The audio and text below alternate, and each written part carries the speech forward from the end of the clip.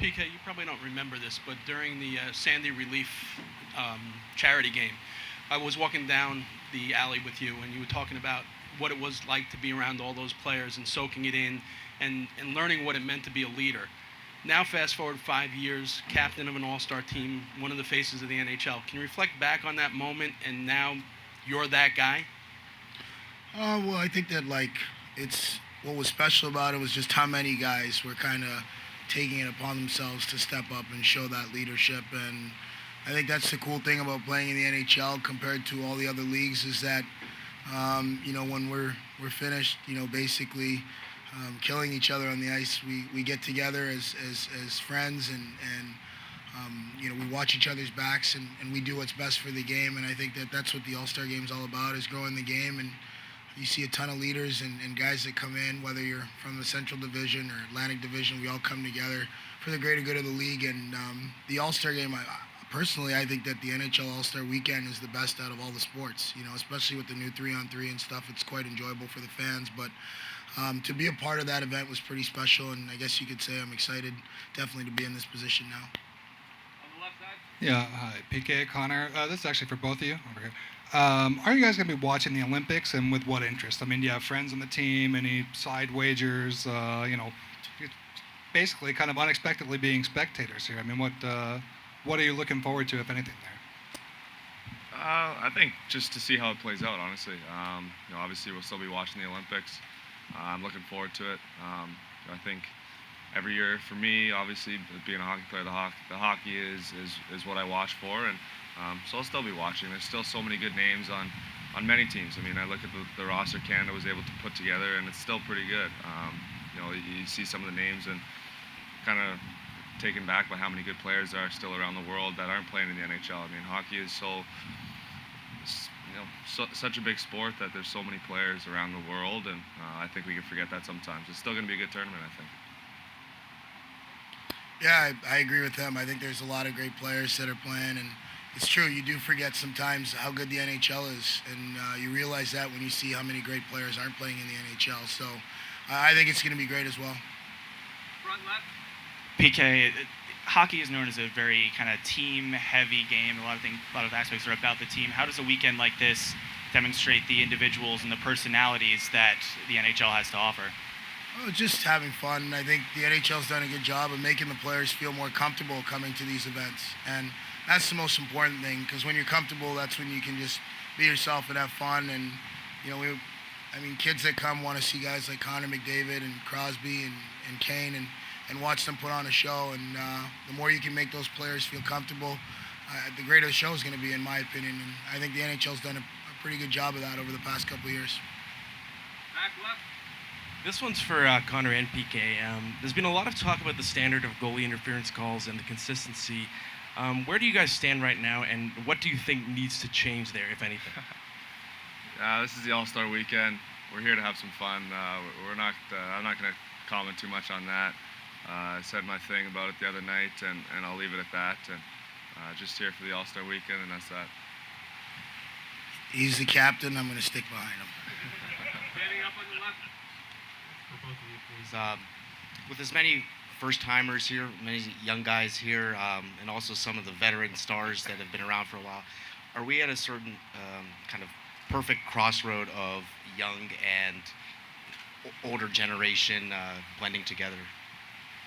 I think, I think we're at the game is at a very good point, just with the number of new faces that are coming into the league and having success right away, but as well as the guys that have been around a while. And partly that's why I think the Olympics would have been so interesting this year, is to be able to see the teams that they would have been able to put together.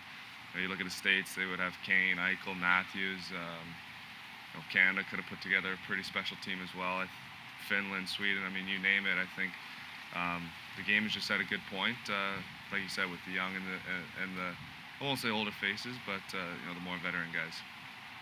Yeah, for sure. I think that there's definitely a great mix, and it's pretty unbelievable the impact that the players are having in the league, coming in at 18, 19, 20, 21 years old. A lot of the best players in the league are in that age group, so is pretty special to watch and definitely makes things interesting for sure. Front right, Kevin. Yeah, guys, in Major League Baseball, they have a weekend where players can express their individuality by putting their nicknames on their back. The NFL does some as a cleats day, as you know. Would you like to see something like that in the NHL where you had a game where you could do that? And what nickname would you put on your back? And would you put a design on your helmet? What would you do? And do you like the idea? Well, to a certain degree, it already happens. I mean, goaltenders are allowed to come up with their own pads and their own helmet paintings, which is pretty cool, I think. My brother's a goalie, so I always look forward to seeing what he's putting on his helmet. But as far as players go, I mean, I probably wouldn't want to see guys spray painting their helmet. I think it would, I kind of like it the way it is, where kind of, in hockey especially, to be individualistic is important, but it's also like winning is based on the whole team. So I think the goaltender stuff's pretty good. I just think that everybody should just be themselves. That'll be good enough.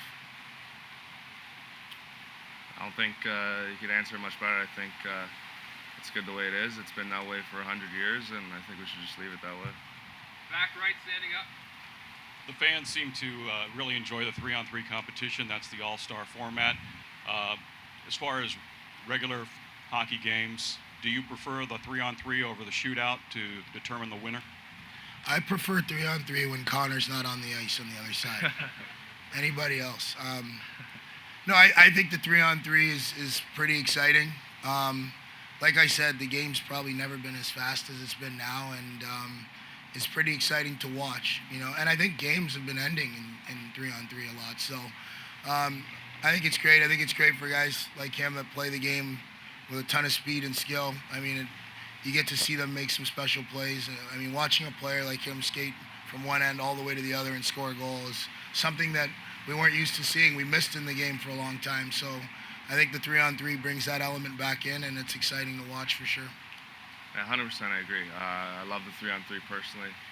Obviously, I think PK said it. It's just fun to be able to go out and you have a little bit more time and space, and you can make plays, and it's just exciting. I mean, every rush is a scoring chance, and it's done exactly what we wanted, and that's games to end in overtime and not get to the shootout. So some games still do, obviously, but I think it's done its job, and games are ending more and more in overtime. We'll do 2 more questions, front left. This question's for both of you. The first place Golden Knights have the best home record in the NHL. You guys both had a chance to play there. Why has Las Vegas proved to be such a difficult place to play the first half of this season, and how did you guys both approach your road trips there? Yeah, I think everyone's been talking about the Vegas flu or something like that.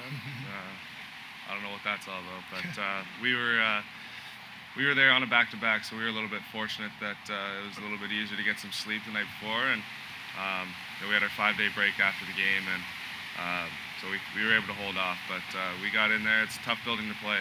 They play fast. They're a hard team. They're gritty. They're all bought into the same program, and they're having a lot of success because of that.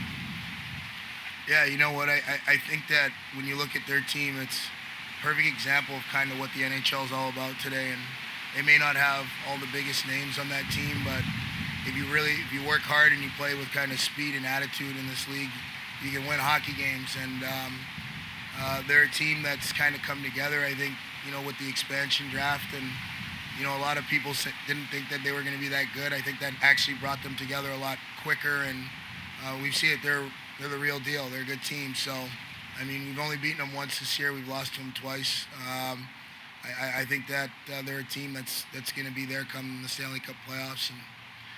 But definitely, it's a great building to play in. I was shocked at the energy in the building and how real it felt. It felt like hockey had been there for a long time. So that was pretty cool. Last question on the right, standing up. This is the first year in a long time that scoring has been up compared to the previous season. I'm just curious about you guys' observations on, has the game changed at all? You notice any differences in the flow of it or the space out there from the offensive and the defensive side of things? I don't really notice too much of a difference. I guess scoring is up. Guys are getting more and more points and whatever. I don't really know what that is. I think maybe the new slashing penalties, stuff like that, creating up more space. But offense is a good thing, and I think I think PK maybe doesn't like that. He can't slash guys anymore, but I think we need to keep the game as open as we can. I mean, there's so many good coaching, so many good coaches around the league now that are able to clog up the middle and kind of slow the game down, and you know, it works. So, you know, but I think we want to keep the game as open as possible and keep having offense go up. Yeah, I think that, like, you know, with the new slashing rule, for sure, I think starting the year there was definitely a lot more power play opportunities and a lot more 5-on-3s. So that's definitely going to generate a lot more scoring. But I think it's also just the league itself. You know, it's you look at teams now and guys are getting smaller and quicker and faster, and you know, guys are training in the off season probably more than they ever have before. So the game guys continue to get bigger, stronger, and faster. And with video and all that stuff, you know about teams' tendencies. As good as Connor is going into a game, we know what his tendencies are. So, you know, we have all the resources to generate offense, and I think that's where the game's at. But it changes from year to year, so we'll see what happens. Thanks, guys.